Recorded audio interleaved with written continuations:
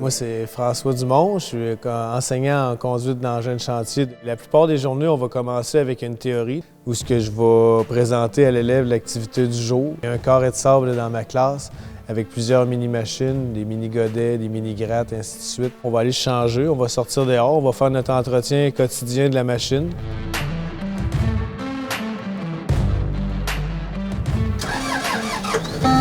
Commencer par faire son piquetage, ainsi de suite, et donner l'arpentage. Après ça, ils vont commencer à travailler avec le machine. C'est un DEP de 1095 heures. En général, on a 4 blocs machines. Le bloc bouteur, je vais avoir le bloc niveleuse, je vais avoir le bloc aussi pelle mécanique, chargeur sur roue et chargeuse pelleteuse.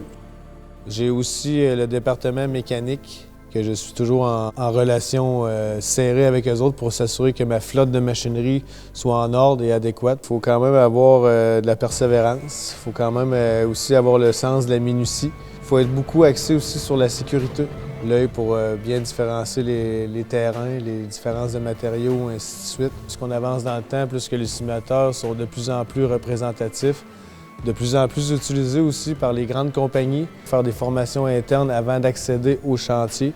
C'est grâce au partenariat qu'il y a eu entre le Centre national de conduite d'engin de chantier et le Centre de formation professionnelle de la Haute-Gaspésie qu'on a réussi à faire une délocalisation pour que le cours ait lieu à Saint-Onde-des-Monts. On a beaucoup d'opérateurs qui sont en demande ici dans la Gaspésie, sur la Côte-Nord, ainsi de suite, tous les travaux éloignés. C'est sûr qu'il faut être prêt à faire beaucoup d'heures. C'est un domaine qui est œuvré sur un taux horaire. C'est un cours qui est 90 pratique, 10 théorique. Ça prend quand même une condition physique, parce que c'est des machines qui brassent.